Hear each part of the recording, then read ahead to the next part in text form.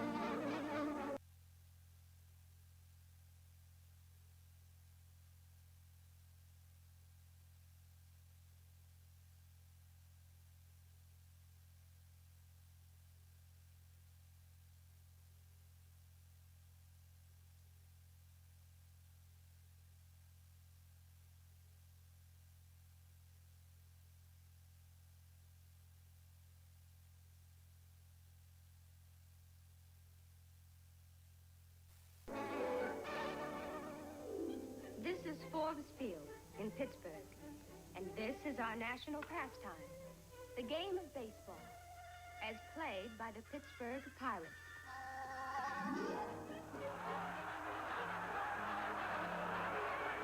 I didn't know a thing about baseball.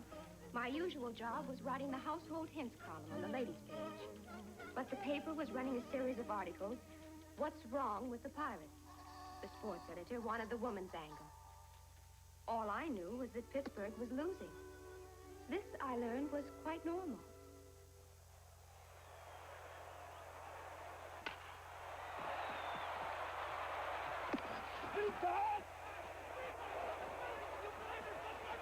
The manager of the Pirates was a large man named Guffey McGovern, who was always coming out to discuss things with the umpire. I was too far away to hear, but he seemed upset, irritated, maybe even angry. All right, you're glad to stay by that much.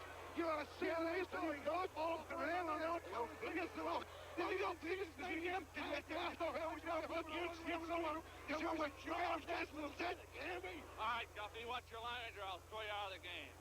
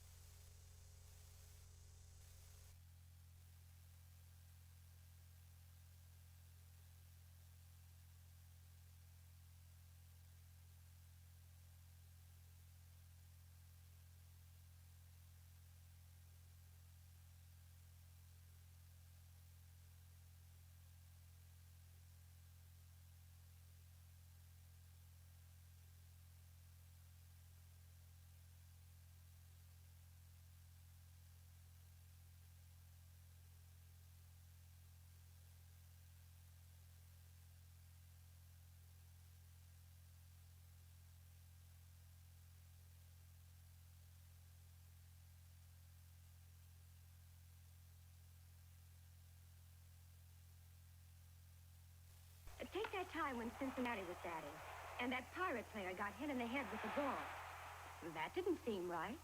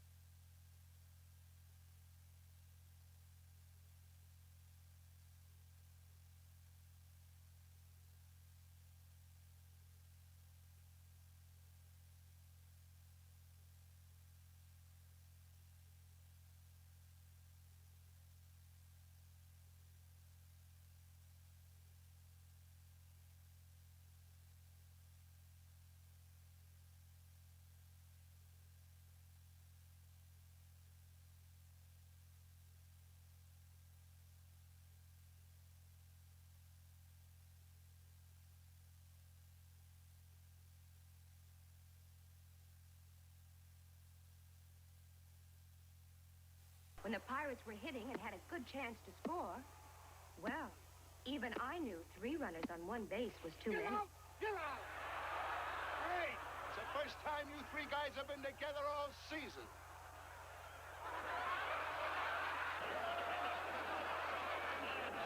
The score at the end of the game was Cincinnati 21, Pittsburgh 2. You through, Jenny? I haven't even started. How do you get a story out of that? Well, you hit him on a bad day. Yeah, they had a good one back in 1938. Hey, maybe I should talk to McGovern, huh? Now? Well, yeah, that's a wonderful idea. Everybody should talk to McGovern at least once. Well, how do I get down there? Well, you see that second tunnel down there? Yeah? Go down through that. The first door on the right is the entrance to the Pirate Clubhouse. Oh, thanks. And thanks for letting me sit here. Anytime. And, Jan, give Guffey our best regards. I will. Bye. Bye. What a dirty trick. So ends another Holocaust in Forbes Field. The Pirates' exhibition of skill this afternoon, reducing their standing to 7th place in the National League. By the way, I'll not be with you for the balance of the season. It seems in the course of my sportscast I have somehow offended the great Guffey McGovern, alleged manager of the Pirates. Steps have been taken, and briefly, your announcer has been canned. I'll still have my regular Tuesday night broadcast and Wednesday television, and I shall continue to call the plays as I see them. This is Fred Bales saying thank you, Guffey McGovern.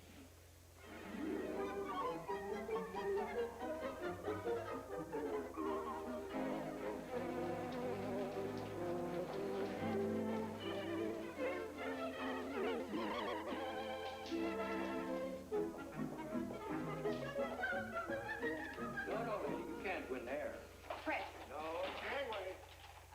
Mr. McGovern, please. Does he come out this way? When he's dressed, he does. I'd like a story, so I think I'll wait. Lady, he just lost a ball game, 21-2. He's unhappy. Can't win all the time. I would like to say a few words about today's endeavor with the Cincinnatis. Of all the stud moves and missions and people, hallelujah, if they are arrogant, we get wrong.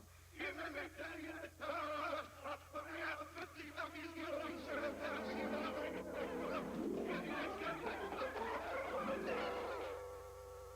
Personally, I think it was a waste of time to send me. I don't know the game, and I haven't any story. But I can tell you what's wrong with the Pirates, all right. That McGovern person. Of all the loud-mouthed, offensive, and all those nice, clean-cut young men, and the way he bullies them. No wonder they make mistakes. Anybody would. If you ask me, the Pittsburgh Pirates would be a lot better off without him. And so would the city of Pittsburgh. Hey, write it. Right what? What you think about McGovern? But he'd sue us. Honey, compared to his real character, it'll read like a testimonial. Do your worst and let me see it when you're finished. Well...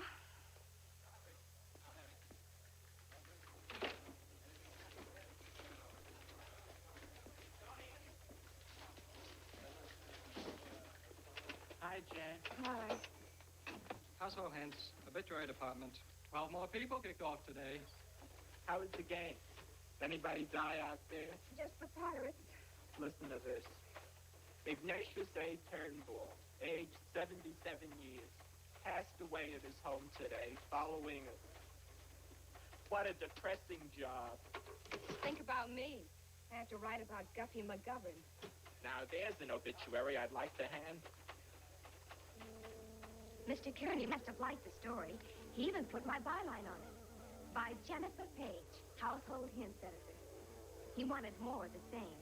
Personal stuff about McGovern. I realized I'd have to do a little sleuthing. I found out where he lived.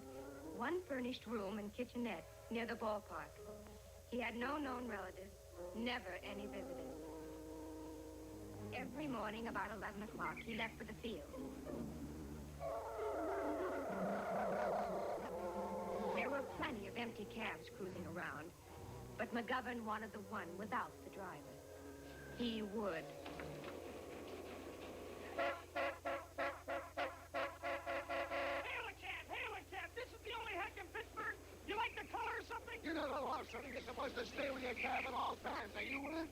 Bob Spear, let make it snap. Oh, the fun don't start until 1:30.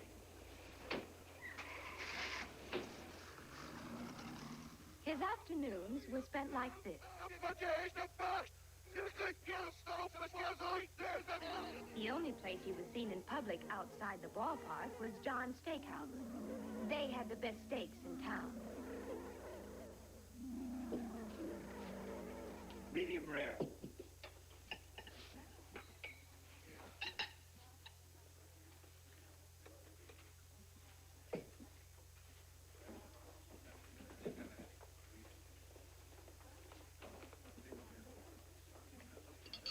I'm going over and talk to him. You'll make a nice item tomorrow. Jennifer Page, age 24, departed this world at approximately... Oh, stop. I came here to corner him, didn't I? Well, there he is, cornered. Waiter, a brandy for the lady. Yes, sir.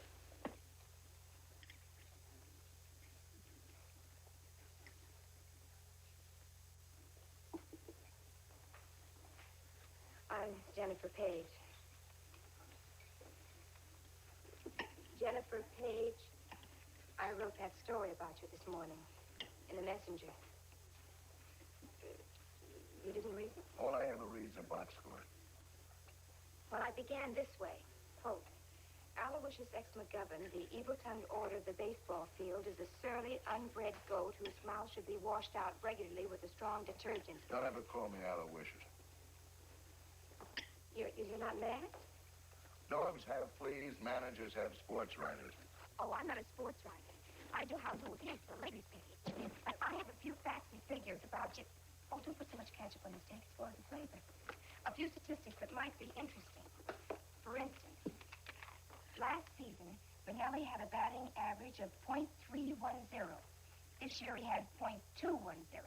Now that's 100 points difference. Doesn't it prove something? I'll have to speak to Manelli. Cruikshank's average is way down, too, 93 points. And Minden's and Beggs, it's the same right through the whole batting list. Where'd you gather this information? Tim Durning helped me. He did the obituary answer. What do you hear from one edge? Well, I realize figures can be misleading, but when an entire team goes as sour as the Pirates, well, I look around for a reason. I look right at you. What do you have to say, Mr. McGovern?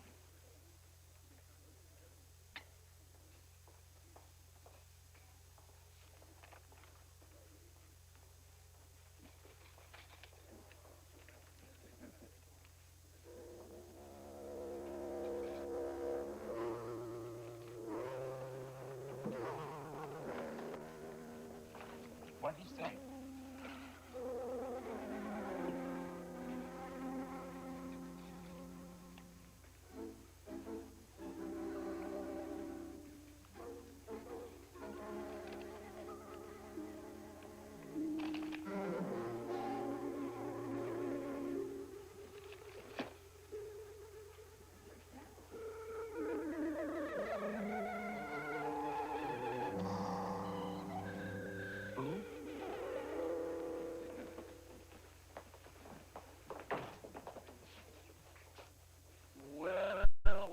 Guffey McGovern.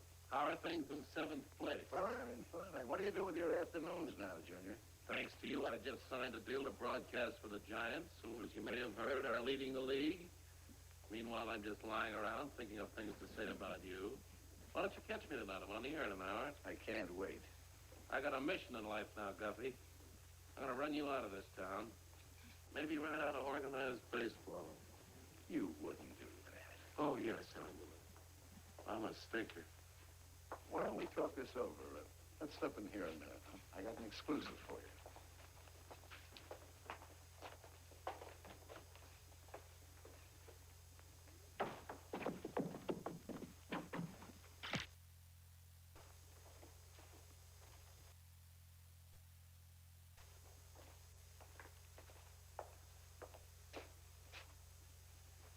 Take me out to the ball game.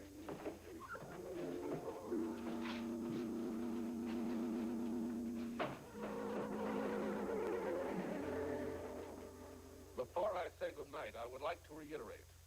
My opinions are those of an unbiased observer who has the best interest of baseball at heart. There is nothing personal in my feud with Guffey McGovern. Incidentally, don't look for me on television tomorrow.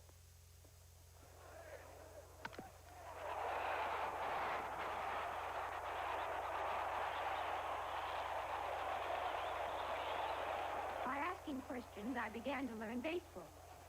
Question, what is a balk? Answer, see me tomorrow. Question, what is a rhubarb? Answer,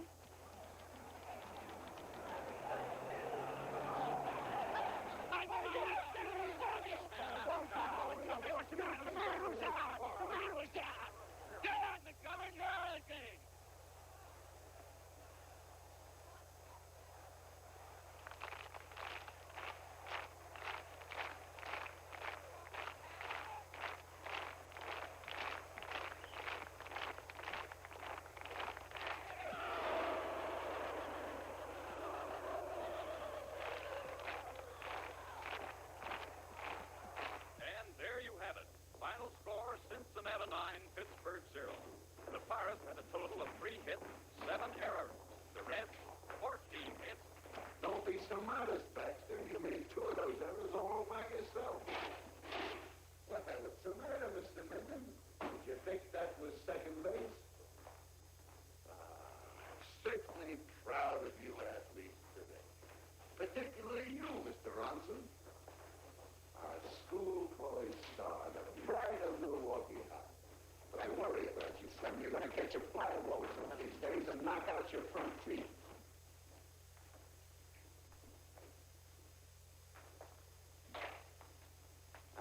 Crooksy. Crooksy, you were fine. You didn't fall down once. And here we have the famous Saul Hellman, our relief pitcher. You fellas may not believe this, but Saul once pitched a 2-hitter in a World Series. Well, that was quite some time ago. But he still went 1 walk and 4 hits on 10 pitch balls. Don't you think you're a little old for this pastime, Saul? You should have quit winners when you could still reach the plate. Saul?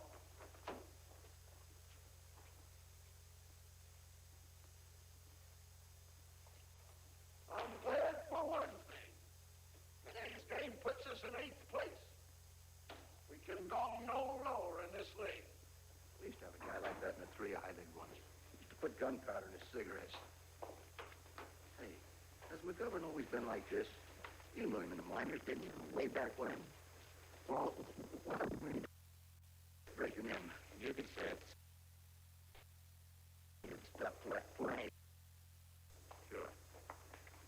Where's my good luck piece? I put it in your uniform. Well, where is it? And you dropped it out on the field.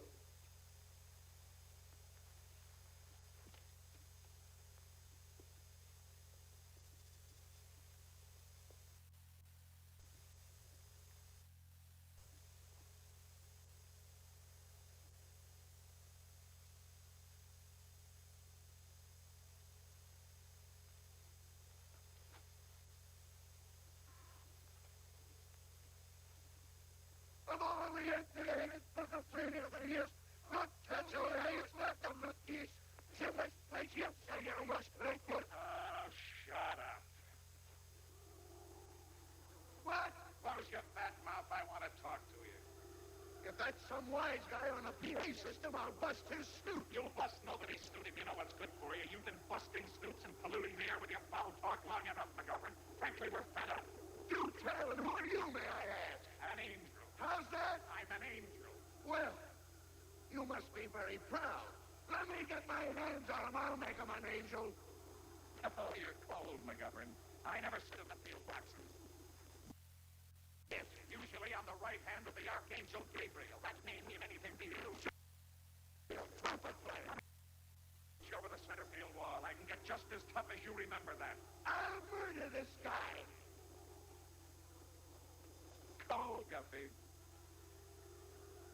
Oh, colder still.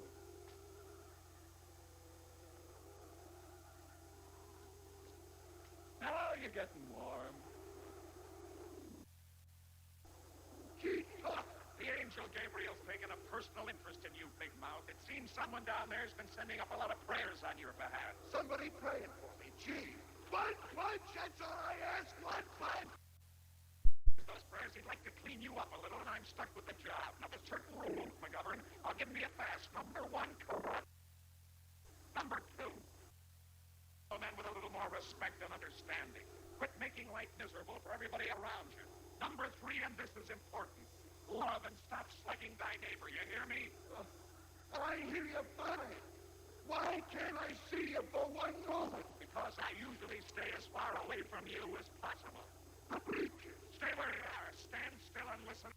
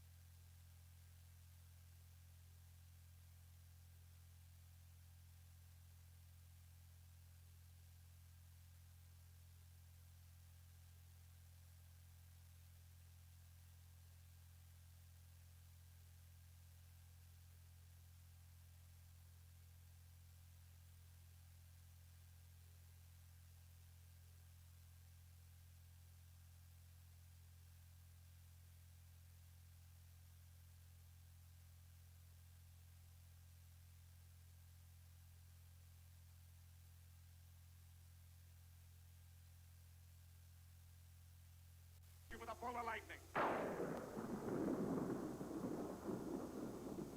Now, don't rile me, boy. Just behave yourself and we'll get along fine. As a matter of fact, I'll make a deal with you. Lay off swearing and fighting, and I'll win you some ball games. I might even win you a pennant. You'd like to win a pennant again, wouldn't you, McGovern? All right, you play ball with me, and I'll play ball with you. How about that? How do I know you're what you say you are? Thunder and lightning's not enough, huh? All right, Aloysius, you trusting soul. Look for a miracle tomorrow night. In the third inning. What kind of a miracle? Tomorrow night.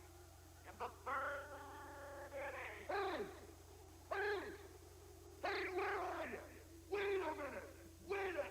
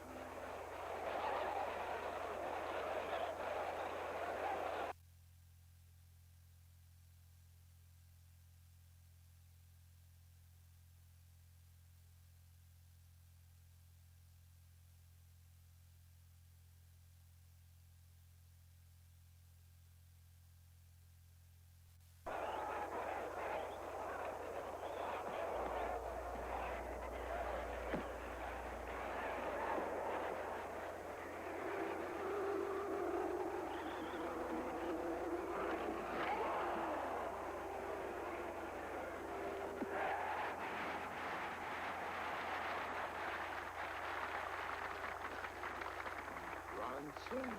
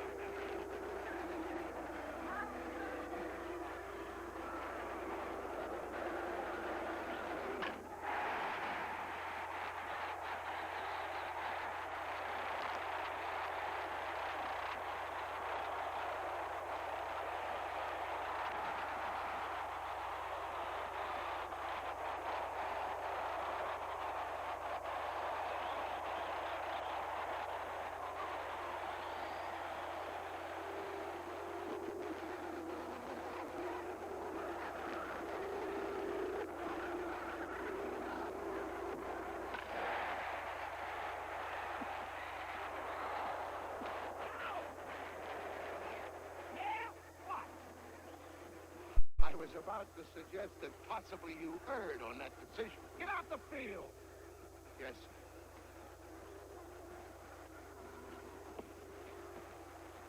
Nice going, Big Mouth.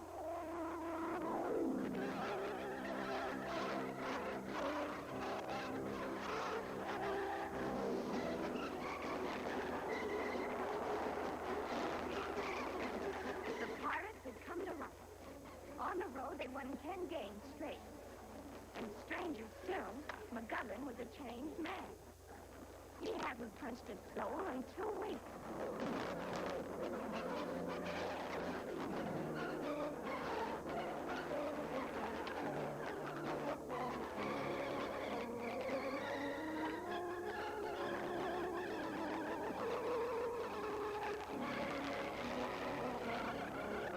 The team was in 6th position when they played the Braves in Boston. It was the last inning. The Pirates were winning 8-6. A hard-fought game.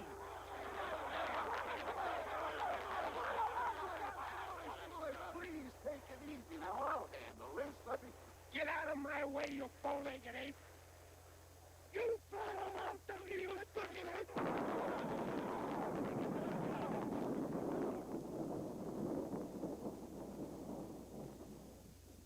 Well, McGovern, you sure talked your way out of that one.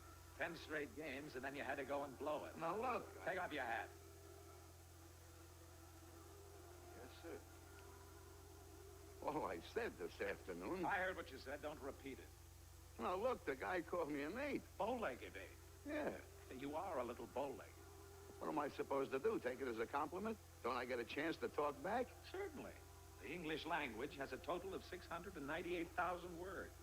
We ask you to avoid 100th of 1% of these, which at the moment seems to be your entire vocabulary. I'll be tongue-tied. Shakespeare wasn't. Nor Milton or Robert Burns. Study, McGovern, study. Okay, I keep my trap shut, I win all my games, huh? Now, wouldn't that look a little silly? The Pirates winning every game? Yes, it would. Besides, we have other things to do. A lot of time, you'll be on your own. And when you need us, we'll be in there pitching. Who's we? Me and my boys, the Heavenly Choir 9. Ball players? Sure. In heaven? Oh, there's plenty of ball players in heaven. What do you know? But very few managers. Oh. How do your boys help? Oh, they sort of get behind your boys, throw out a few quick hunches. Who's on your squad, the Heavenly Choir? Now, we won't go into that, but I don't mind telling you that we have a team batting average of .331. Good club. Not bad. When your boys played baseball down here, did I know any of them? Did I know you? We might have run into each other. On what base? Come on, a guy's got a right to know his own angel. Just give me a hint. What team were you with? What position? All right, lay off, McGovern. Your broken-down ball club is winning ball games. What more do you want? I'll see you around, huh? Now, wait, listen. Yeah, goodbye, McGovern. Keep your nose out of things that don't concern you. All right, all right. Don't go away sore, huh?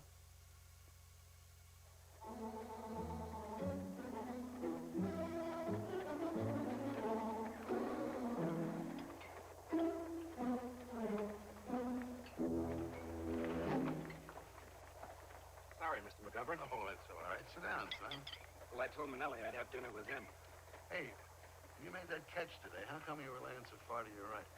I don't know. I had sort of a feeling Johnson had hit it there. A left-hander? He never hit there in his life.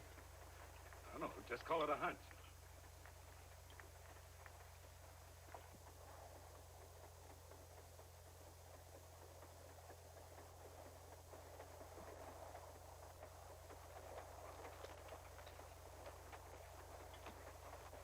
He's reading Shakespeare. Go on. The Tempest. I had it in English 3. He asked me to sit down with him. Yeah, there's one of you sit along. I don't like it, boys. It isn't natural. He hasn't changed. He's just charging his batteries. Waiter. Did you do what I said? Yes, sir. It's all right. You're sure it's tough enough? Mr. Baxter, this was cut right from between the horns.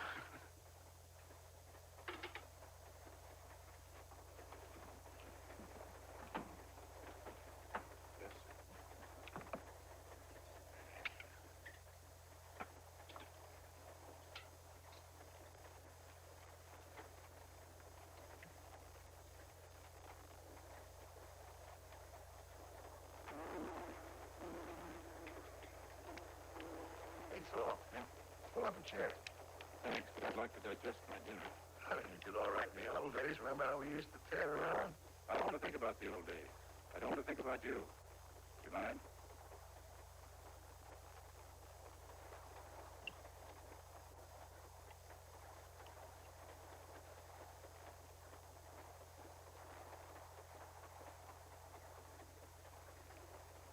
Your steak all right, sir?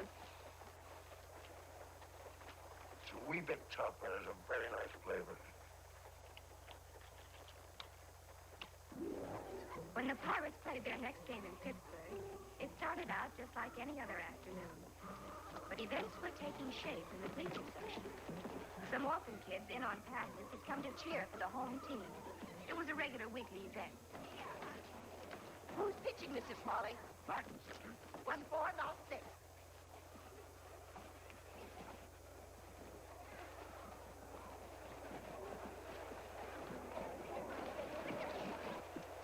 Come on, Martin. Stay in there and keep it high. If he feeds it to my low, he'll put it right in our laps. Don't worry about Martin. He's super. Let's go, Marty! Show us you didn't bust it! Pass the peanuts, dear.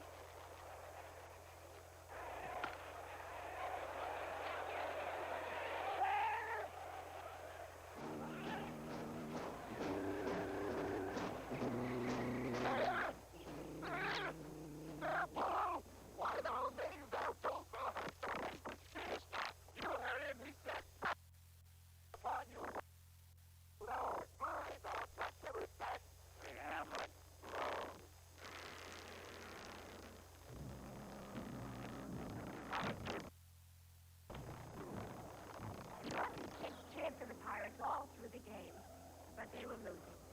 It was the sixth inning. The score, 7. Pirates. Then suddenly it happened.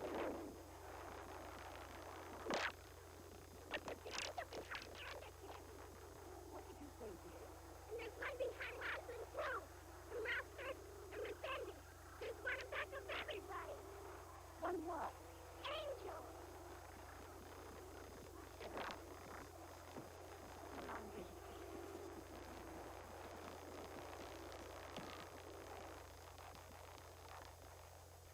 How do you feel, dear? So fine.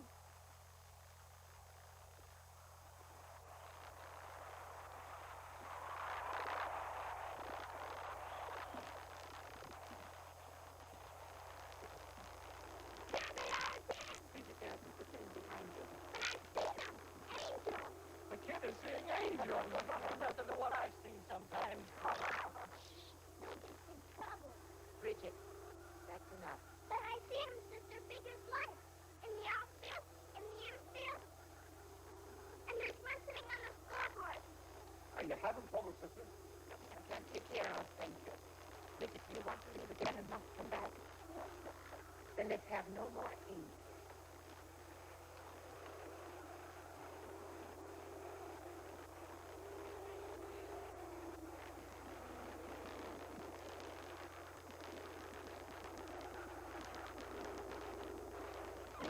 The Pirates won again, 10-7. Was getting to be a habit. On the way out, I ran into Smalley, the park cop. He told me about the little girl in the bleachers, an orphan who saw angels. I had my story for the...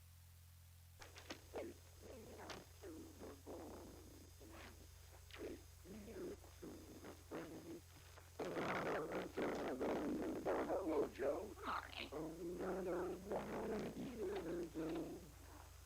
Find me some peanuts and Cracker Jack.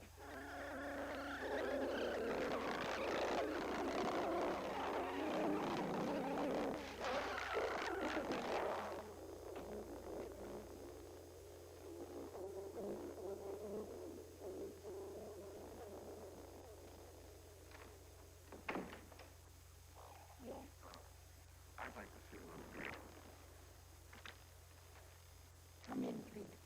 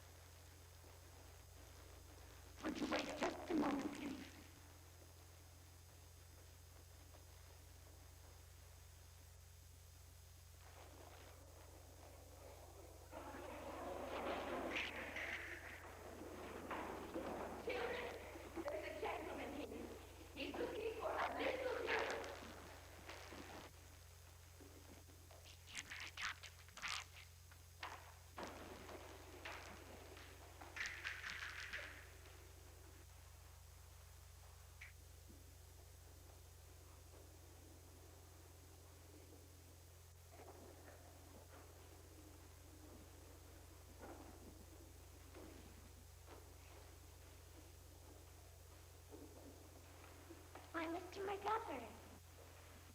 I think she's the one. I'd like to talk to you.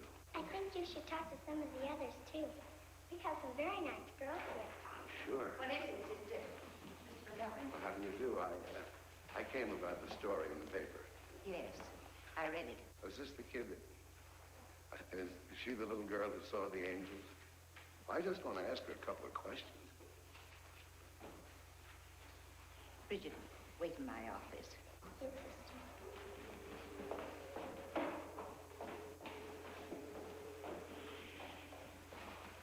Thank you, Sister.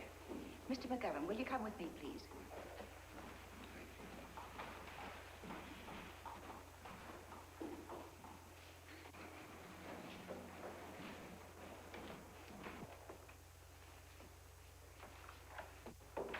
I'm Sister Adretha, Mother Superior. How the paper got the story, I have no idea. But I think it's best for all concerned that we just forget it. Yes, well, sister, excuse me, but you don't know baseball fans. Thing like this gets started, it becomes a big McGilla. Well, McGilla's a sort of a... Federal case. Yeah. Go on. Well, if the fans want answers, and I'm the manager, and I've got to supply them.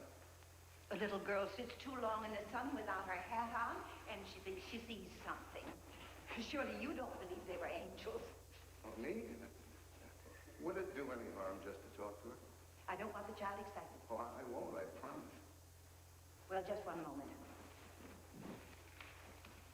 Oh, there's one other thing. Yes? In the 7th inning, yesterday afternoon, when Rockford was on third, why didn't you try a squeeze? They were expecting it. Well, that's just it. They were expecting it. And they knew that you knew that they weren't expecting it, so you wouldn't pull it. Why, it would be completely unexpected. Rothberg's fast. He'd have made home easily. Yeah, well, Rothberg happens to have a bad ankle. He hurt it in practice. Oh, well, I'll light a candle for him. Will you just go along in and excuse me?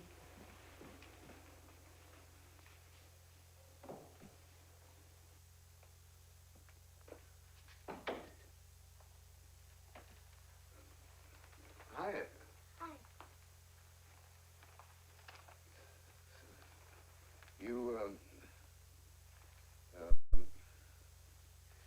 You read this?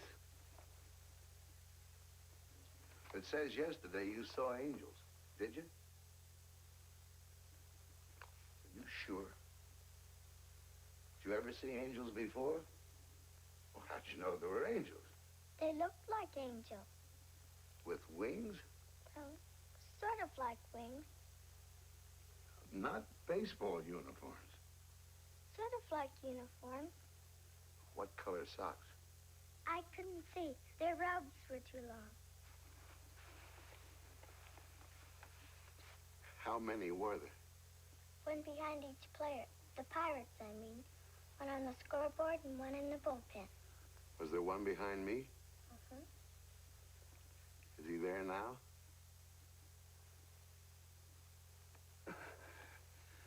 Who's that? That's St. Gabriel. Figures. Now, about these sort of like uniforms, was there any writing across the chest? Like New York, maybe, or Cardinals, or Dodgers? It wasn't a home name, just initials. Well, what initials? H.C. Heavenly Choir? What? Nothing. Now, about these other kids. They didn't see anything, huh? Just you. Well, why was that, you suppose?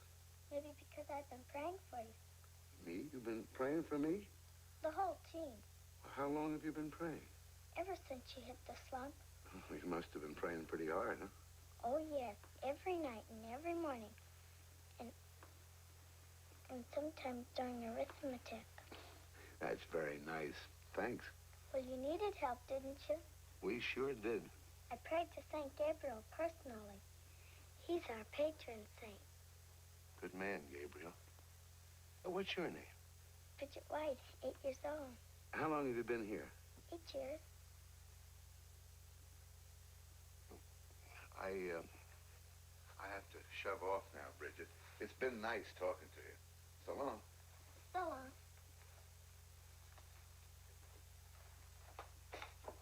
Oh, Bridget, about those prayers. Keep them coming.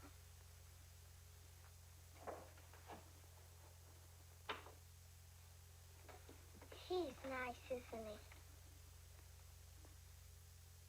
No, you can't see her. I'm sorry. Now, please go away. We won't hurt the kid, sister. The whole story is ridiculous. No angel says Can we quote that? Don't you dare. Sister. Don't you print that picture, young man. Evening Post, sister. It's a beauty. Well, hiya, Guppy. How's the angel? Now, let me out of here, will you? Stop, How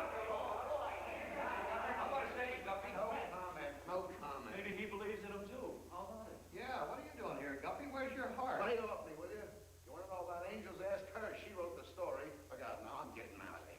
Come on,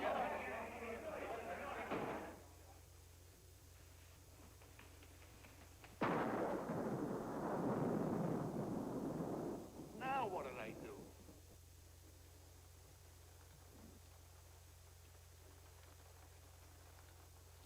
Oh, nothing personal, eh?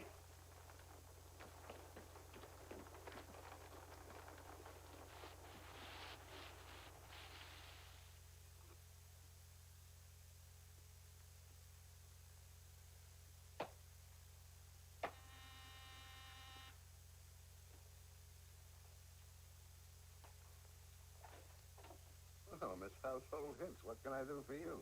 You can listen while I say I'm sorry. Honestly, I had no idea that story would raise such a fuss. If I had, I never would have... mess this place is.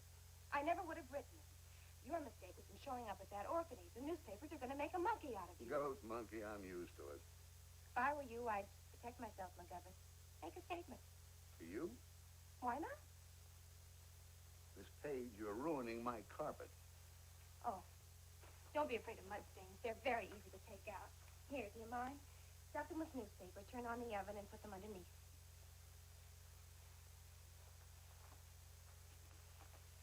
What kind of a parrot is this? It's a parrot. Does it talk? Yes. Did you teach it? Yes.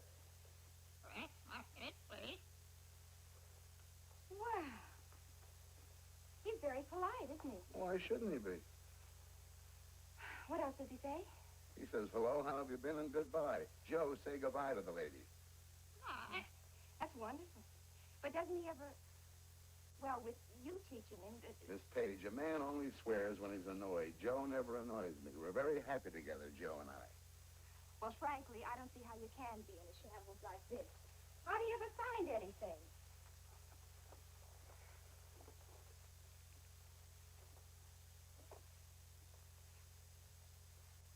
Look, there isn't even a place for a guest to sit down. There might be an idea in that. Well, you can't get rid of me just yet, so you might as well make the best of it. You know, I've always wondered what baseball players did on rainy afternoons. Entertain lady reporters who drop in uninvited.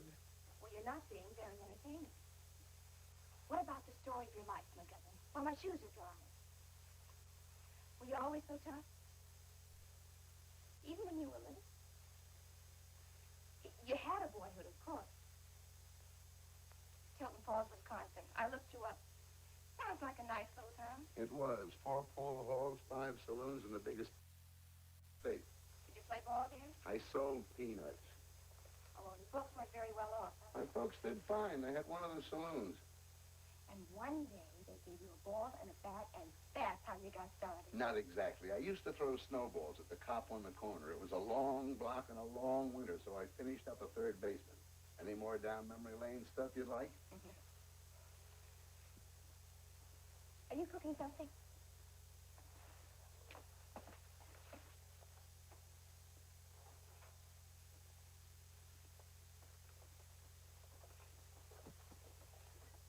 My shoes! Yeah, they're kind of crisp.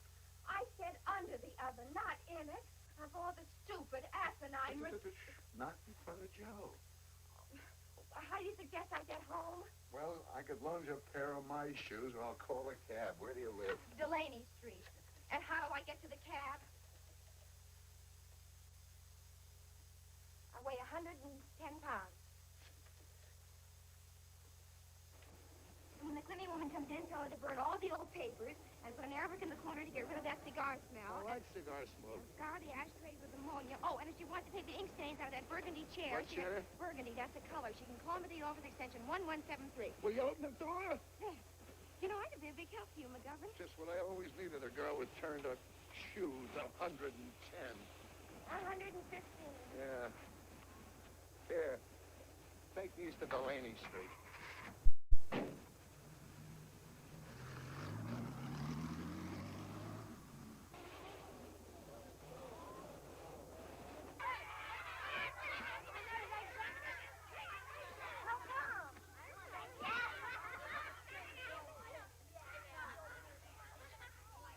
So if I took her to the ball game and we sat in the grandstand out of the sun, we wouldn't see any angels, of course.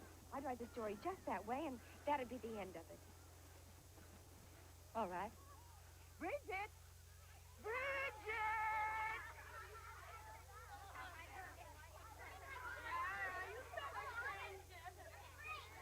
Oh, this is Bridget White, Miss Page. Hello. Would you like to go to the ball game with her this afternoon? Can I? Mm-hmm.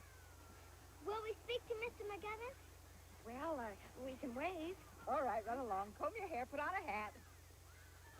With a brim.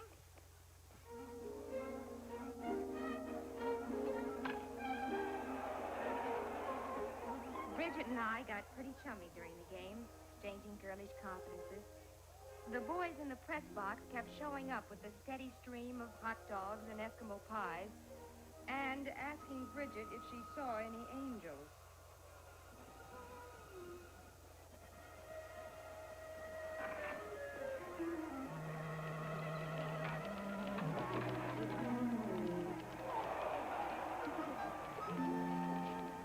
Vanilla okay?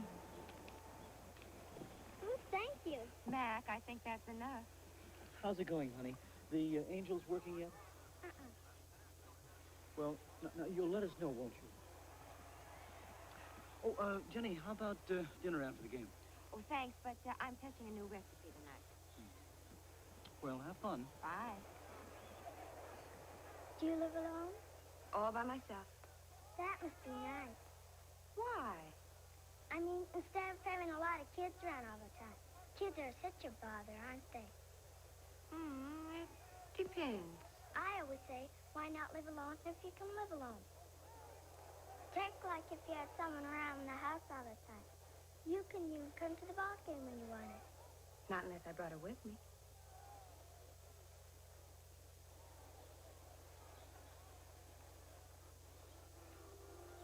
What's the matter? They're warming up. Who? The angels. Oh, now, Bridget, no. There they come. Out on the field. There's no one, nothing. Look, don't you see? You couldn't possibly see anything down there. Do you hear me, Bridget? But I do. Behind every player. Oh, no. Come on, get out of here quick. Hey, they're going. Hey, Jenny. Jenny. Wait a minute. Honey. Jenny, what's the story? Look, fellas, we're leaving. That's Honey, all. did you see the angels? How many were there, Bridget?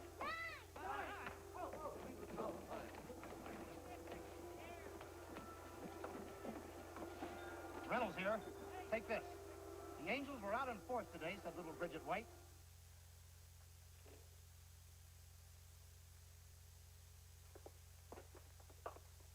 Wait in here, please. I hear the kid's sick. What did you do to her? Nothing. I think it was just the ice cream and the 4 Frankfurters. Nice food for a kid. You ought to know better. Why'd you want to drag her out there in the first place? I didn't drag her. She was dying to go. I only wanted to help. Help. Fine help. McGovern's angels strike again. What are you trying to do, laugh me out of baseball? Mr. McGovern, I haven't laughed since the day I met you. Were they boy angels or girl angels? Boy angels. Did they look like people? Or did they look like the pictures of angels on our little prayer cards? Prayer cards. Sort of. What color robe did they wear? White, eh? You're sure they were angels? They weren't groundkeepers, or they were peanut vendors. Angels. Sister, Mr. McGovern and Miss Page, they'd like to see Bridget. Oh, please. Can they? don't see why not. Organically, she's fine. Just a little upset stomach is all. But, emotionally, I'm not so sure. You really think that we should... Can do no harm. He's an excellent man. Bridget, I don't want to alarm you, but we're going to call another doctor. He won't give you any medicine. He'll just ask you a few questions. You understand, don't you? Sure. You want to find out if I'm wacky. Doctor, I'm sure it's not necessary. Only a few minutes, please.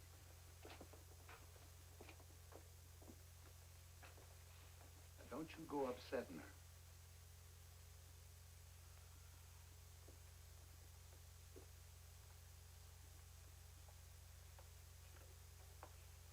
How you feeling? Much better, thank you. Oh, you just ate too much junk, huh? It was the nicest time I ever had. Brought you a present. Oh, thank you. You shouldn't have. That's nothing.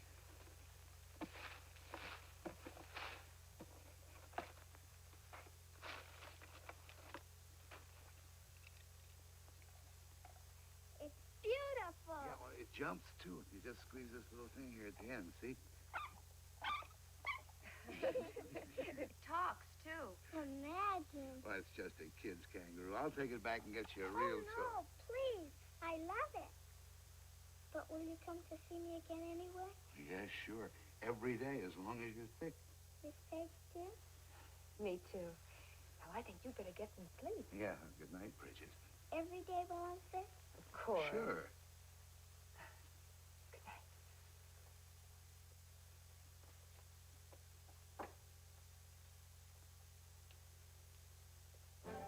The story became a national issue. Everyone was talking about Angel. There were newsreel interviews with baseball celebrities. Joe DiMaggio, Yankee center fielder. What do you think, Joe? If McGovern needs any extra angels, we'd be glad to give him a couple of ours. Ty Cobb, one of baseball's all-time greats. What do you think, Mr. Cobb? Well, all I can say is that this game of baseball has certainly changed. Songwriter Harry Ruby, composer of Three Little Words. America's #1 baseball fan. I predicted this at the start of the season when I said, heaven help the Pirates. Bing Crosby, part owner of the Pittsburgh Pirates. You know, I think this Angel stuff's pretty sound. Lots of times folks think someone's watching over them.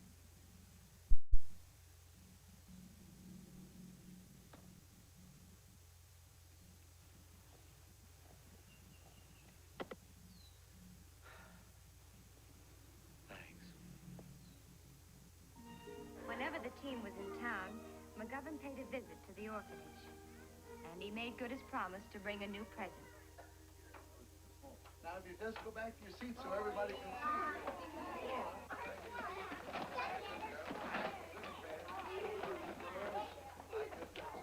Just turn this knob, see? Now watch. He's got that chin lock again, yanking his head back. The monster is trying to put on a leg crusher. Very educational.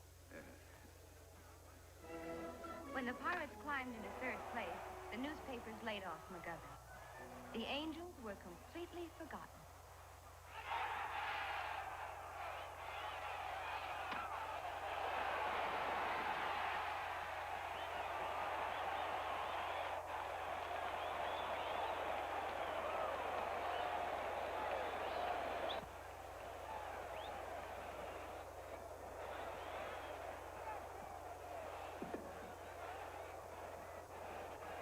Tell him to bunt.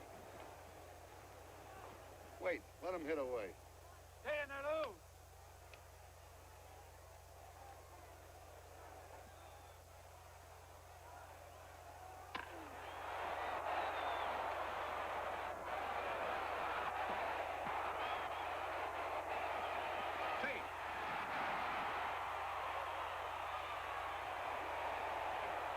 That was a nice switch. Just a hunch.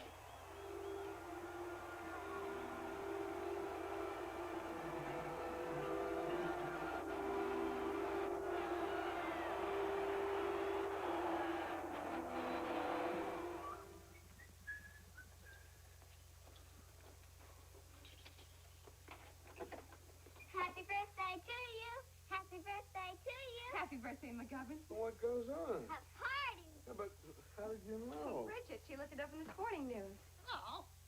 Oh, hiya, Joe. Now, I didn't throw out a single thing you'll ever miss. Don't you like it? Oh, sure, I like it. Hey, a cake and everything. Jennifer made it. I turned on the oven. What do you know? A regular birthday party. I haven't had one since I was 10. Believe me, that's a long time ago. Sure is. The book said And you never were mind, honey. I'll tell you what. On your birthday, I'll give you a party. When is it? Well, I'm not sure exactly, but the home picked October 5th. That's the only day they had open. Look, you help me in the kitchen, and, Bridget, why don't you give Joe a piece of the celery, huh? Honey girl. I hope you don't mind. She's getting such a kick out of it. No. Why should I mind? Would you hand me the salt, please? Hey, what smells so good on me? Ragout of veal a la Grignoli. Yeah, fancy stuff, eh? Mm-hmm. You eat too many steaks, McGovern. Change will be good for you. Yeah, Brignoli smells great. You know, I often wonder who dreams up all these things. Mrs. Hartwriter Oates of Rawson Avenue. Is that so? Mm-hmm. Her favorite recipe, guaranteed to keep men at home. Now, the butter, please. Well, we won again today, didn't we? Yeah, we did. I suppose you realize that we're only 5 games out of first place. I've heard some talk. Isn't it wonderful? Just a few weeks ago, we were last. Wonder how it happened? Angels. Parsley, please. Huh? The green stuff, the parsley, right there. Thank you. I have a different theory, you know. You have? Uh-huh. I think it's you. Me? Sure, the Pirates are playing as a team. Why'd you take your apron off, honey? Because you're not losing your temper and yelling your head off and swinging on people. Sister Louisa says, never swing on people. You should turn the other cheek. Well, there's 2 schools of thought on that. My school recommends getting in the first punch. Sister Louisa says, turn the other cheek. You see? Okay. I suppose she knows best. Now, you can carry this. Bridget, you take the peas. Now, be careful, they're hot. There.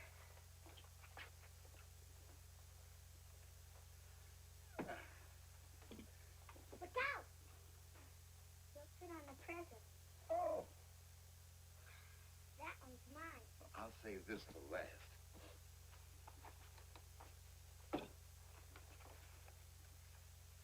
Well.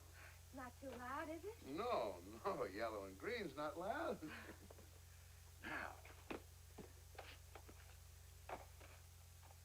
Well, what do you know? A baseball. It's not just an ordinary baseball. Jennifer sent it into the clubhouse and all the Pirates signed it. See? Mm-hmm.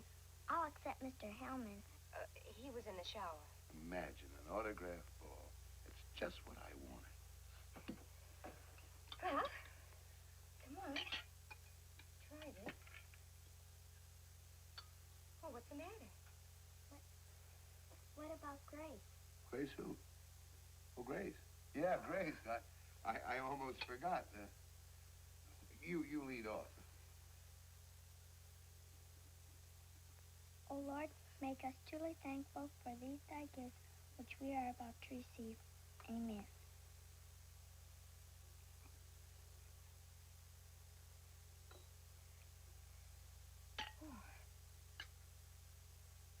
You know, I'm hungry.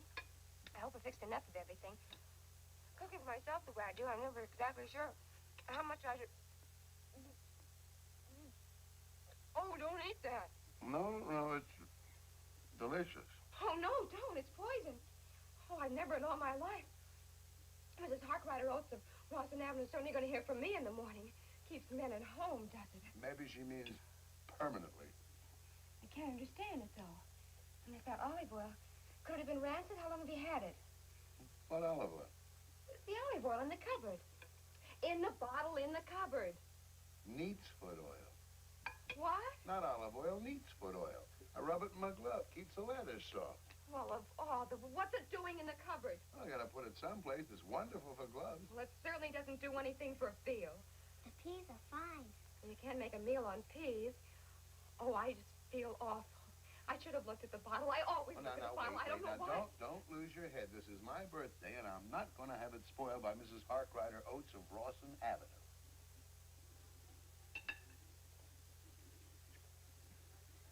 How's that, all right?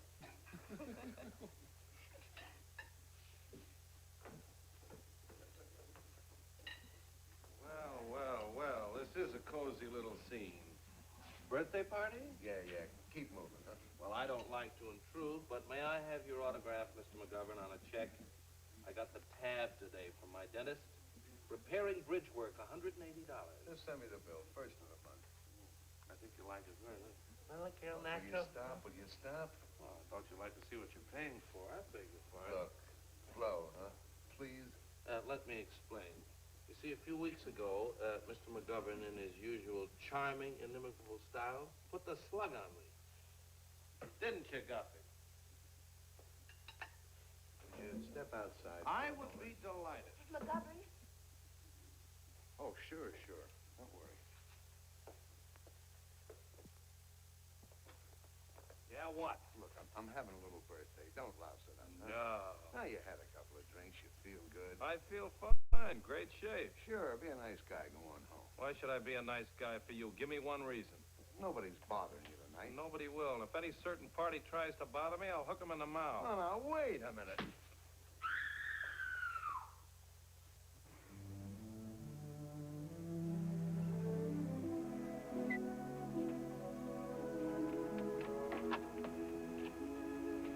I'll take her in, you stay where you are. You'll have to carry her. Up we go.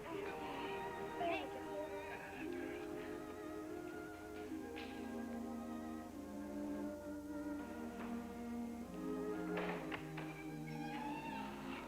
Please.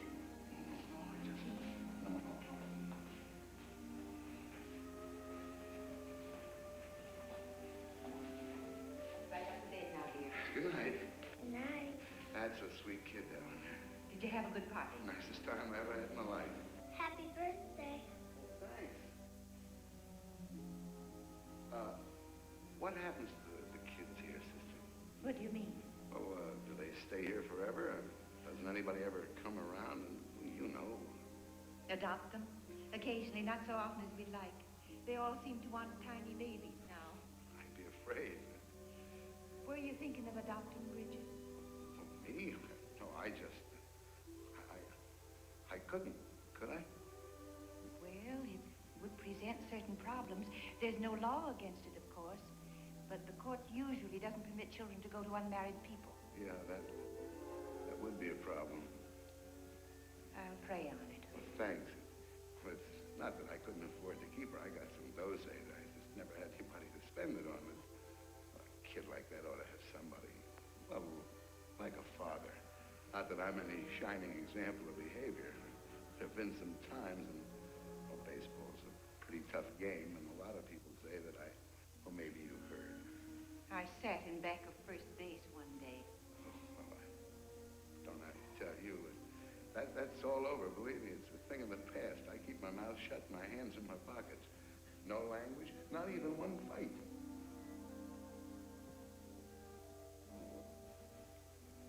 You see, sister, we were in this restaurant, and there was this fella. Good night, sister.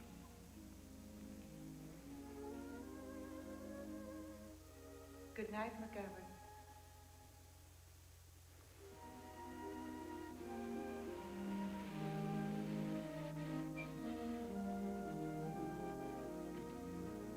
Oh, thank you. Wait for me, will you? She's really a sweet child. She just adores you. Have you ever thought of adopting her? Who, me? Well, I don't see anybody else around here. Oh, don't be silly. What would I want with a kid around the house? Besides, a thing like that, well, it presents certain problems. Well, this is where I live. What kind of problems?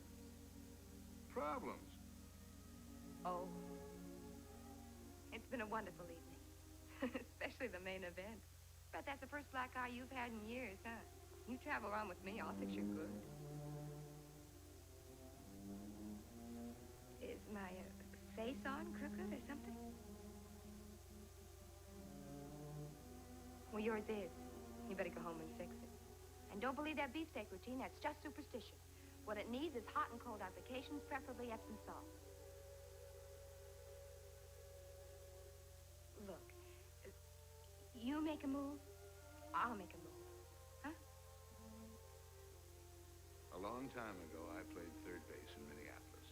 There was a girl in St. Paul, the nicest girl I ever knew. We did a lot of talking, and I made some big plans.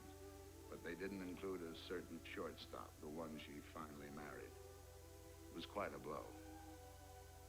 I can imagine. I guess I've been taking it out on everybody else ever since. Good night. Good night.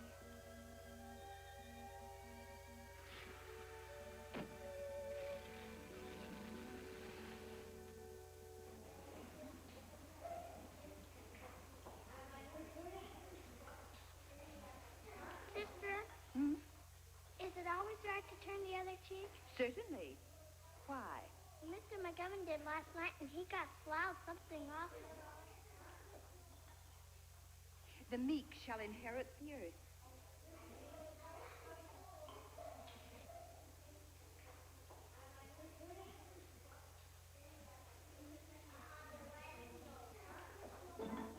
I never missed a game after that.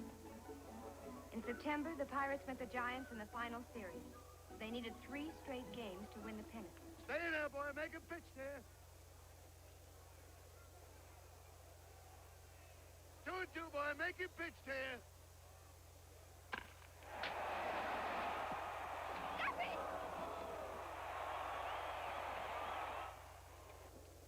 How do you feel? That's nothing. I don't feel a thing. Did it again, didn't I? Why'd I have to go and wave at you? It's nothing. We won, didn't we? Where am I having dinner? I mean, where are you having dinner? I mean us, huh? You're not going anyplace except home. I've got a cab. Hiya, Guppy. Nice catch, kid. You okay? Any permanent injuries? No, I've been hit in the head 20 times. I feel fine. Did you see any angels out there, Guppy? No, I've never seen an angel, but I talk to one regularly. What did you say? Sure. You speak to angels? Certainly. Oh, come Can we on. quote you on that? Why not? An angel sits in back of me in the dugout every day. Oh, Gussie. Where are they running? Let's get out of here.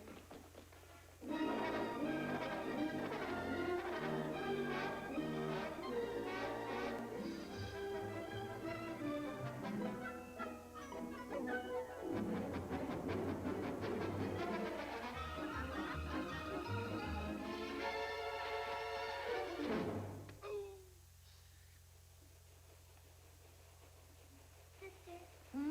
Isn't it wonderful? I see him and Guffy talks to him. Believe me, gentle listener, there is more to this than meets the eye. Mr. McGovern's antics, on the field and off, are no longer a source of amusement, but a basis for serious inquiry. His latest peccadillo, an admission to the press that he converses with angels, Oh, for heaven's sake, you were hit in the the head. manager You of could the say Pittsburgh anything. Pirates is unworthy of the high position he now commands. Proof beyond doubt that Mr. McGovern is, to put it charitably, emotionally unstable and guilty of conduct detrimental to organized baseball. Mr. McGovern's supporters claim his peculiar statement was made after being hit in the head with a line drive. Therefore, he is not responsible. He admits it. I would like to ask Mr. McGovern a question. Was he responsible 7 weeks ago in Boston? How about it, McGovern? 7 weeks ago, were you or were you not of sound mind and limb? Beside me in the studio tonight is a man who can answer these questions. Would you tell us your name, please? Patrick J. Finley. What is your occupation, Mr. Finley? I'm a groundskeeper, Braves Field, up in Boston. Will you please tell us what you saw in Braves Field about 7 weeks ago? Well, I see Mr. McGovern. What time? I don't know, after the game. Where was he? Sitting on second base. And what was he doing? He was talking. Talking to whom? I don't know. There wasn't anybody there. And when he was sitting on second base, talking to somebody who wasn't there, where was he looking? Up. What did he say? I don't know exactly. I couldn't hear everything. I was in the dugout. But one thing he said was, I have a right to know the name of my own angel. He said that? My own angel? Yes, sir. Then he said again, don't go away mad. Thank you, Mr. Finley. I ask you, ladies and gentlemen, and Mr. Commissioner, is this the act of a normal, reasonable man to hang around second base at night and talk to angels?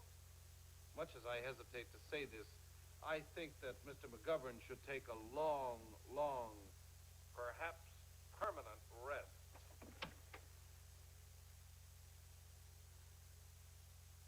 The Pirates chalked up a victory today, squeaking through by one lone run, playing uninspired ball. They came to life in the final frame to sneak a run over the plate, taking advantage Nice of a going, giant boys. error. What's eating you? So we won a ball game, so hooray. I tell you, it's making me jumpy. Angels.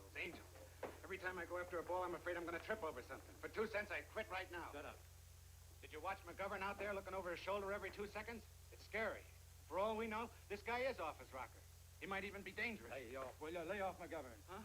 I don't care if he's talking to fence post. He's trying to be a right guy. Your job is to go out there and play ball for him and keep your mouth shut, understand? Okay, Saul, okay. Here he comes.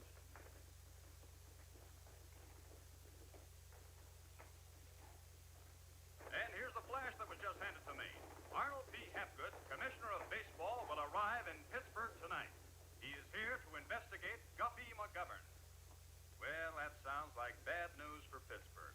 With the pennant hanging on tomorrow's game, I'm afraid the Pirates and Mr. McGovern are in a pretty tough spot. The Pirates played mighty shaky ball out there this afternoon. And this hanging over their heads, there's no telling what they'll do. It's about my boys. They're getting nervous. Not that I blame them, but if it keeps on like this, they're apt to come apart tomorrow. I thought maybe you might have something to suggest. Nervous, huh? Well, I wouldn't worry too much about it. It's only natural at a time like this. How are you doing? Me? Great. I'm in the pink. One game away from a pennant, and they're trying to throw me in the loony bin. I don't sleep nights, I don't eat. Just to make matters worse, I'm fresh out of pitchers. Oh, that's so? You know, I used 4 this afternoon. Who do I start tomorrow? Yeah. Well, I wouldn't worry about it. Excuse me. You got nothing to worry about. You're all set. With me, it's a little different. Yeah? Yeah. Martin's got a bad arm, Clark's on the sick list, and Hellman's an old man. He wouldn't last 2 innings. Yeah, Saul's pretty tired. Even I couldn't make him look good. 16 years, a lot of pitching in the major leagues. Well, it's his last one. Next season, they want to send him to the minors. That won't make any difference to Saul. He won't be around next season. What? We're signing him up in the spring. Saul? Yeah. Everybody gets to play up here sooner or later. But Saul... We were friends, at least we used to be. Hellman was a great pitcher once. He pitched a 2-hitter in a World Series, you know. Yes, I know. I was there.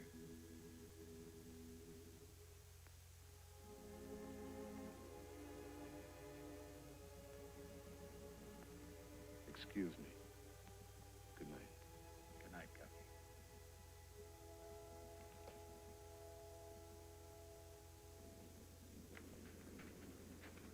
This way, Commissioner.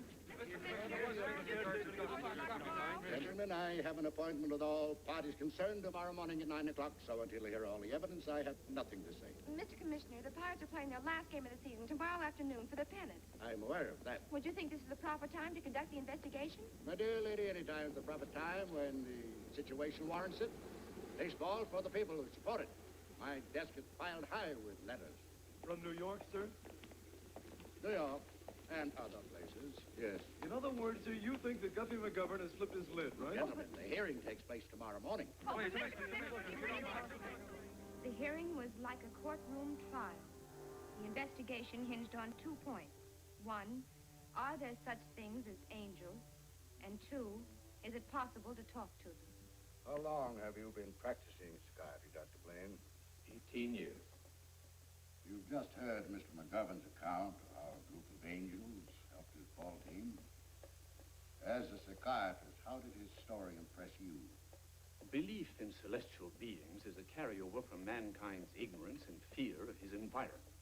Originally, man worshipped the sun, the moon, stones, rise of religion as we know it today, man felt the need of a closer alliance with the Supreme Being, and so he invented the angel. Invented? Precisely.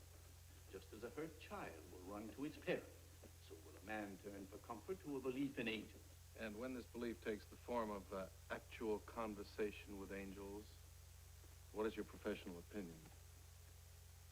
I'd prefer not to say, but I'd be happy to see Mr. McGovern in my office. I think that'll be all, Doctor, and thank you.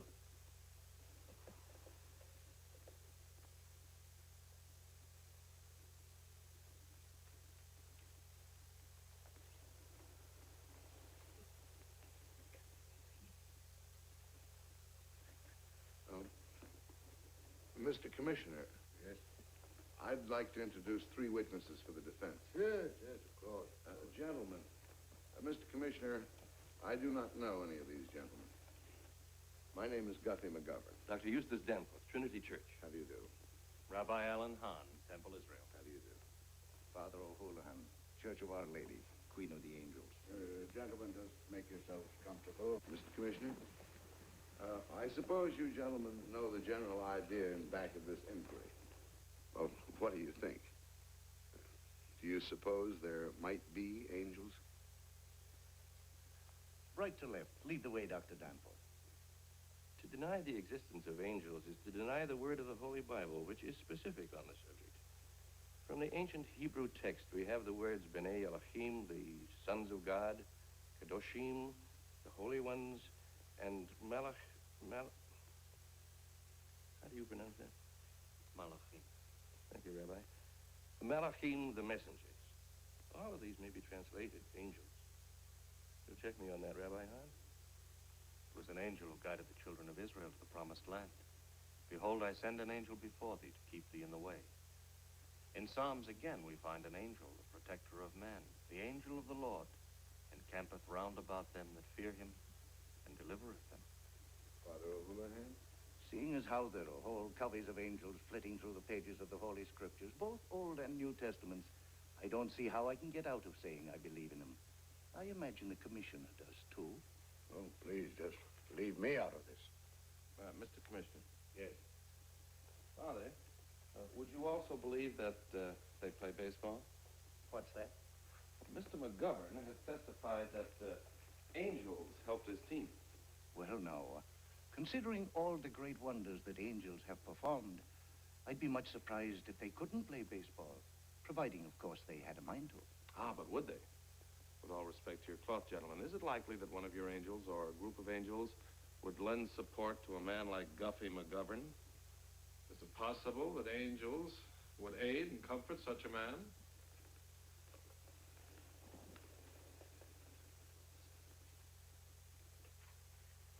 If a man have 100 sheep and one of them should go astray, doth he not leave the 99 in the mountains and go and seek that which is gone astray?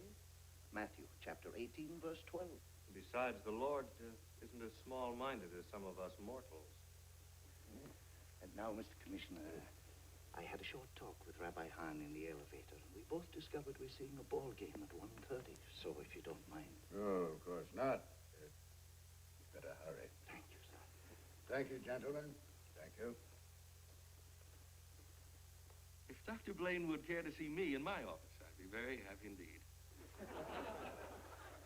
Hey, fellas. Where are you sitting?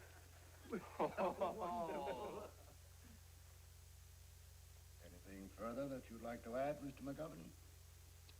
Nothing. Well, gentlemen, I have listened to both sides of this argument, and frankly, I am baffled. I'm sure we'd all like to believe in angels. I know I would. But we've only had just one tiny bit of concrete evidence. However,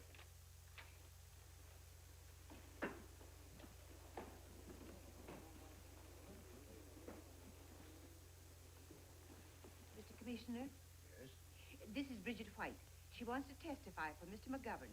Mr. Commissioner, a minute ago you were all set to make a decision. Let's get on with it. I don't want anyone hammering away at this kid. Sister, will you please get her out of here? If the commissioner wants to hear about angels, He ought to ask someone who's seen them. Mr. McGovern, what are you afraid of? Right, you just sit right down here.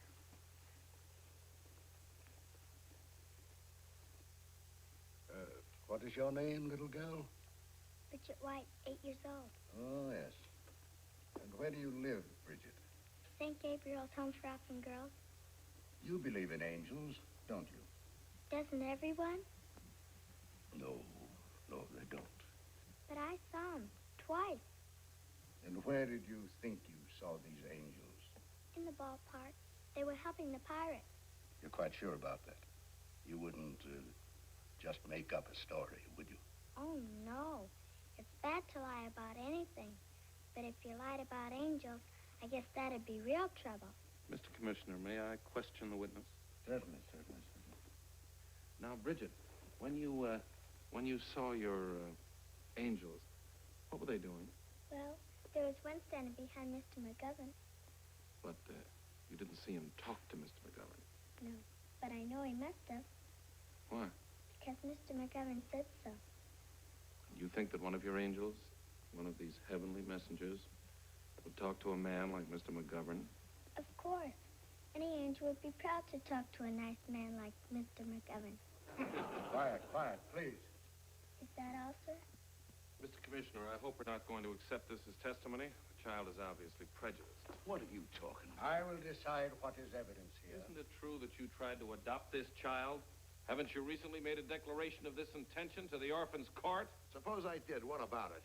Why, Mr. McGovern. There's nothing definite yet. I don't even know if the court will let me have her.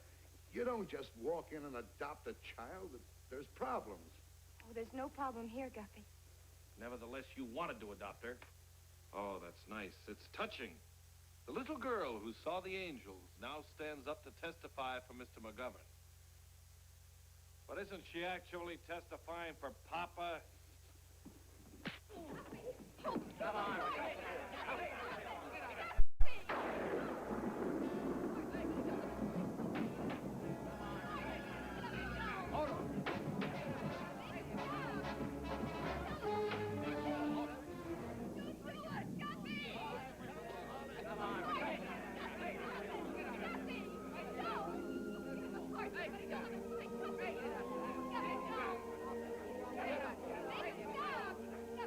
Gentlemen, I think, in view of the facts, all things considered,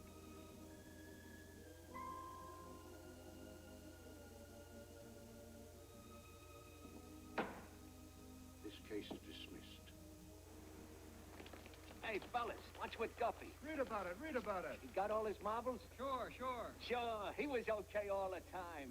He ain't no more crazy than I am. Hey, Guppy, here you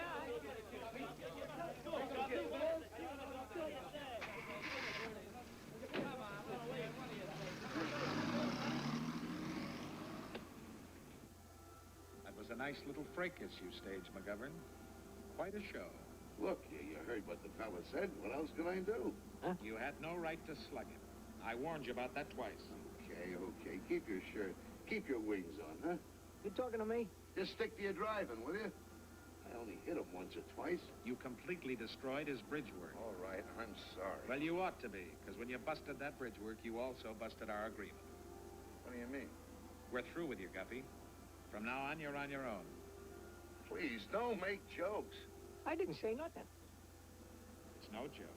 We're all finished. Look, a pennant's hanging on that game today. You can't walk out on me now. I need you. Kind of a shame, isn't it? But don't worry, you've been on your own a lot of times the last 8 weeks. I don't like to be on my own. I'm not happy on my own. You used to be. But I'll let you in on a little secret. You've learned something, Guppy. You don't know it yourself yet, but you've learned that there's more important things in life than winning ball games. We're a little proud of you, boy. Don't be proud of me. Just be at Forbes Field at 1:30. That's all I want. Sorry, can't make it. And tell that cab driver to slow down. He's making me nervous. It's a dirty trick. Who'd ever think that an angel would stoop to such a low-down, dirty... So long, Guppy. No, listen. Good luck, boy. Hey, wait. Come back here a minute, will you?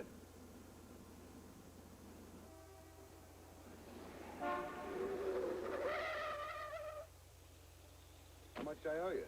Nothing.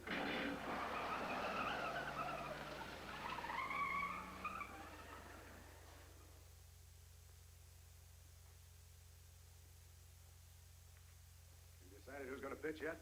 What? The boys in the press box are asking. They want to know who's going to pitch.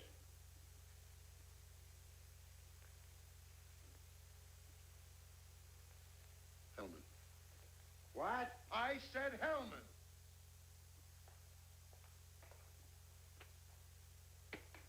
Let's do it, boy.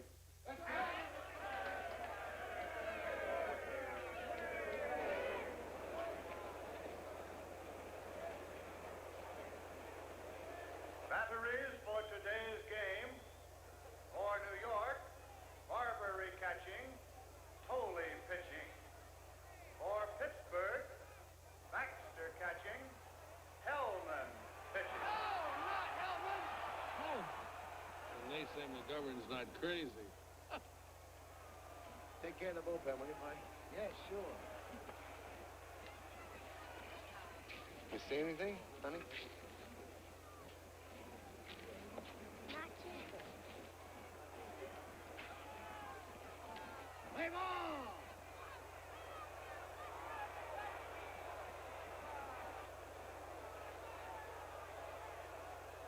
The Giants come to bat now with the score still 0-0. Hellman has managed to hang on for 4 innings, but it's just a question of time.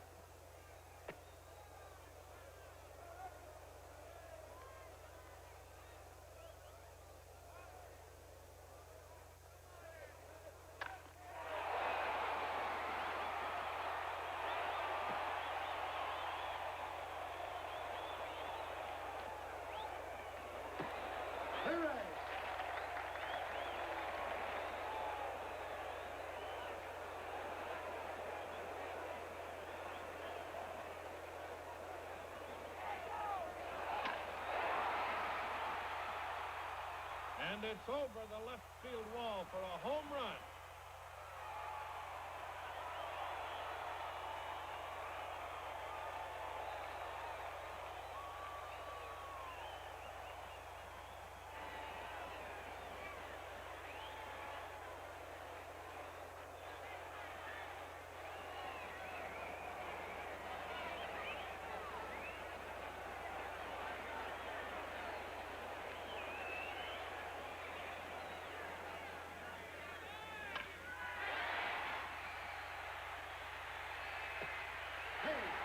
There's another hit, a very close decision down there, but he's safe.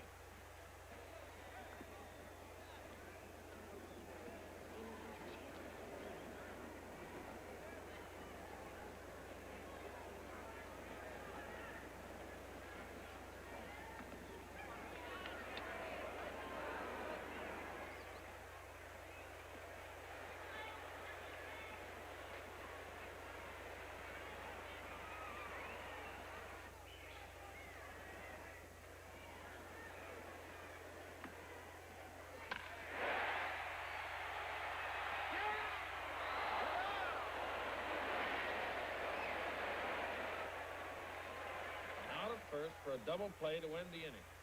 Score New York 1, Pittsburgh 0. Mr. Hellman coming in off the mound looks like a very tired man.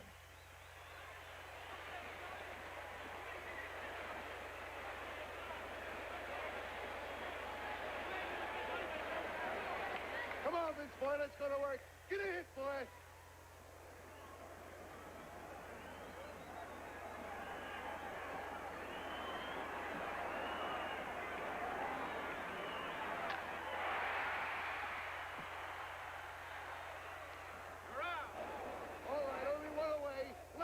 Tony boy, lay into it.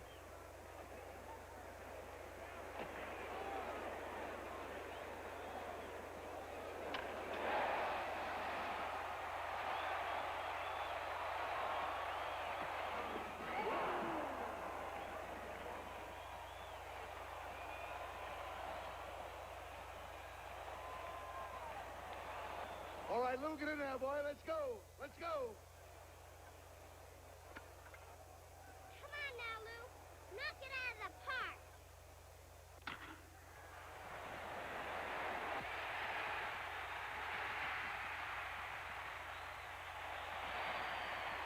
And the kick pulls up safe at second. 2 away, and Rube Bronson coming up. Rube hasn't had a hit yet.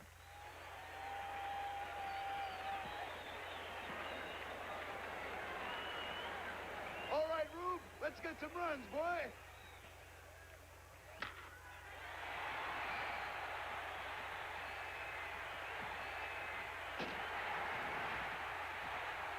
A long, hard-hit ball that bounced off the scoreboard for a home run.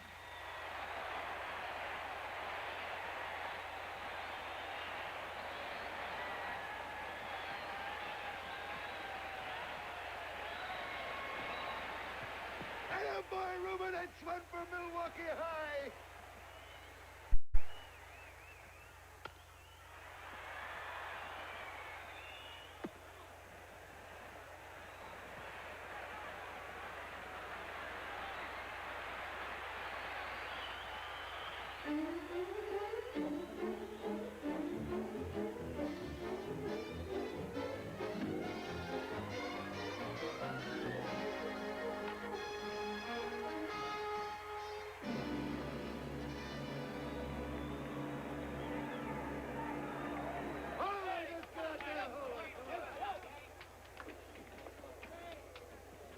How's it going? I guess I can get 3 of them out. And here we are at the top of the 9th inning, the final frame with the score still Pittsburgh 2, New York 1. Hellman is taking the mound again for Pittsburgh, though he seems to be tiring badly. This is the Giants' last chance to tag him, and maybe they will.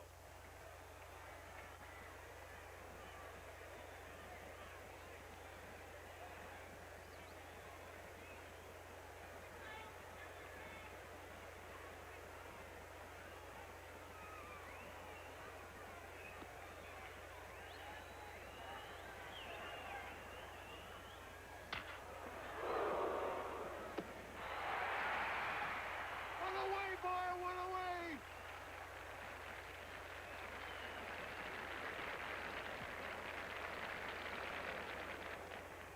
Hellman's touching that arm again, seems to be giving him some trouble. Either it's pain or those giant averages.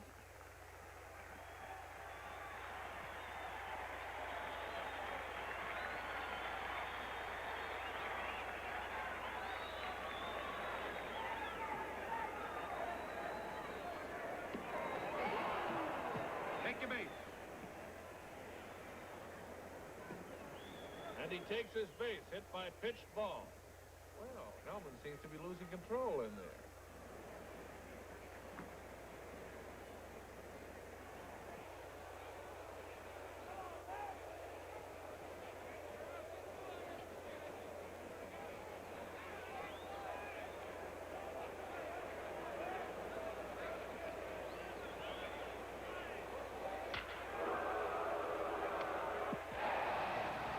Leaping high in the air and spearing the ball.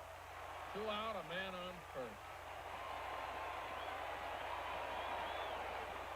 They're getting to him, Guffey. He'll never make it.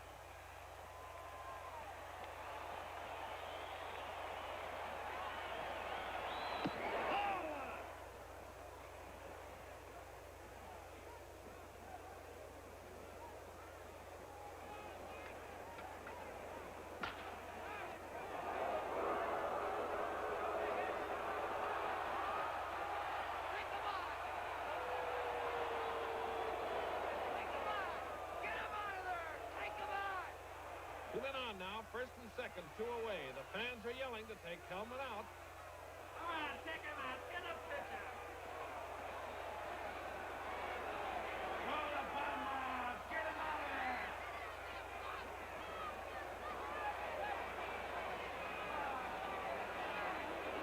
Take him out. Get him out of there.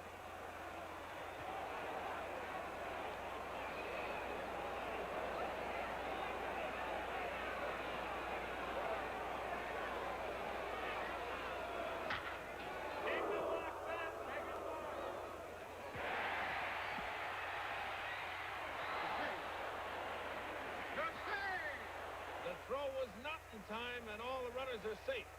3 men on base, 2 out. And those Pirate fans are really mad now. A hit could win this ball game. Come on, Hellman. Goodbye. Come on out. Get him out of there. Blow the showers, Pop. Get him out of there. Take him out.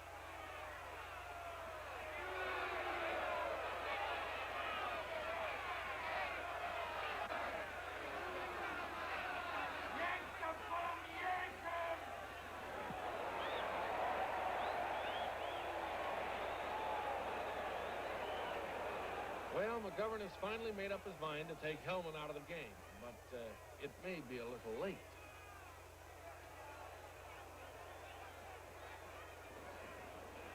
What do you think, Saul? Can you do it? Well, I'm tired.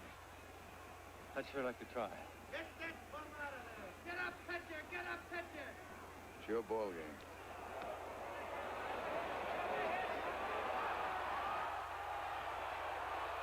Ladies and gentlemen, Mr. McGovern has just pulled the bonehead play of his career. He's leaving Hellman in.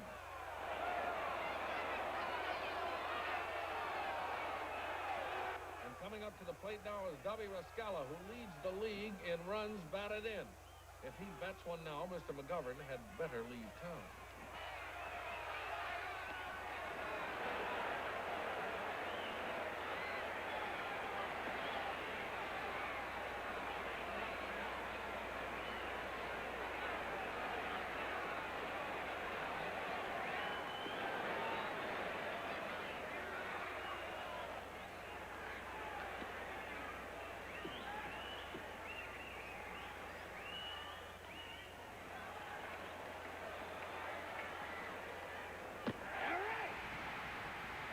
A miss.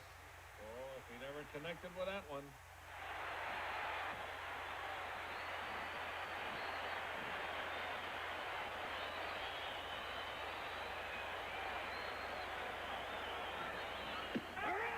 Strike two. Rascala steps up to the plate again. It only takes one to hit it. Hellman's taking his time. He's a very tired pitcher right now.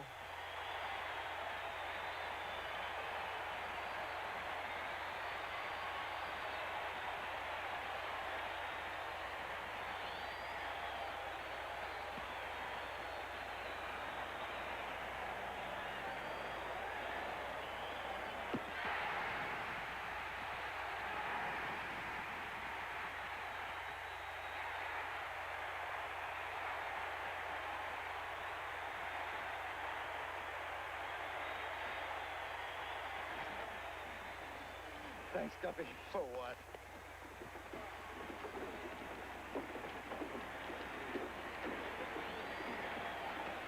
You're getting a good man. Well, there you have it. Final score, Pittsburgh 2, New York 1. And, of course, a pennant for the Pirates. Well, I hope Mr. McGovern's Angels are pleased with the way things turned out. Are you happy up there, little angel? Why don't you shut up?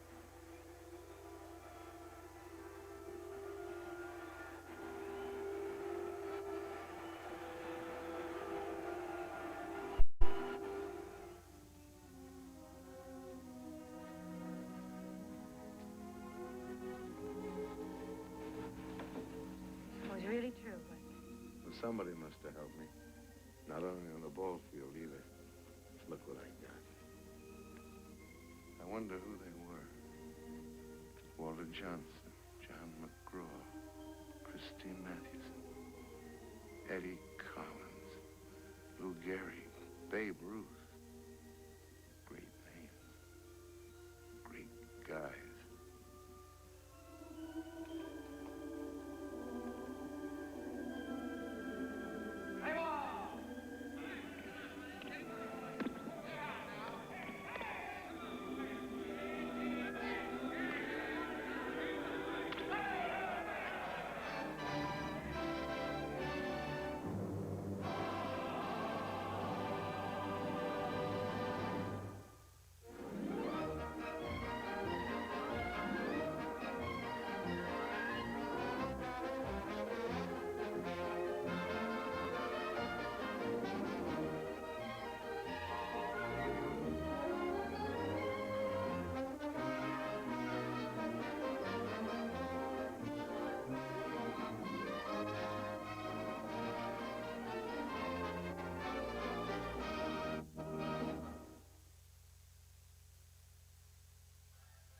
Local broadcasts their front row features Monday.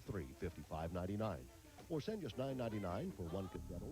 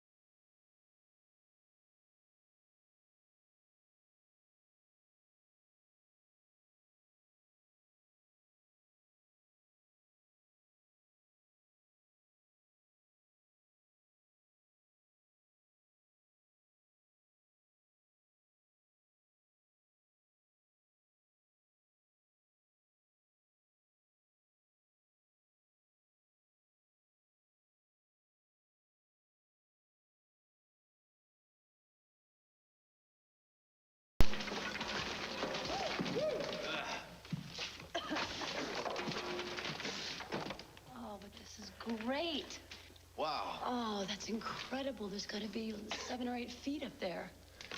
And 80 years of dust. Oh, look at all this height. We could put our bedroom upstairs, and that'll leave us with all this space. For what? Just space. 1, 2, 3. And 4. 4.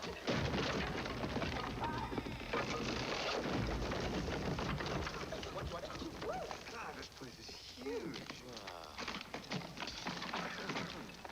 Beautiful.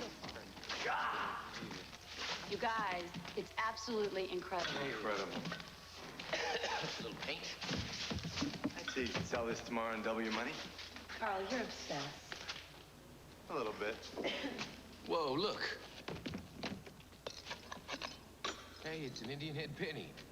1898. It's a good omen. You're the good omen.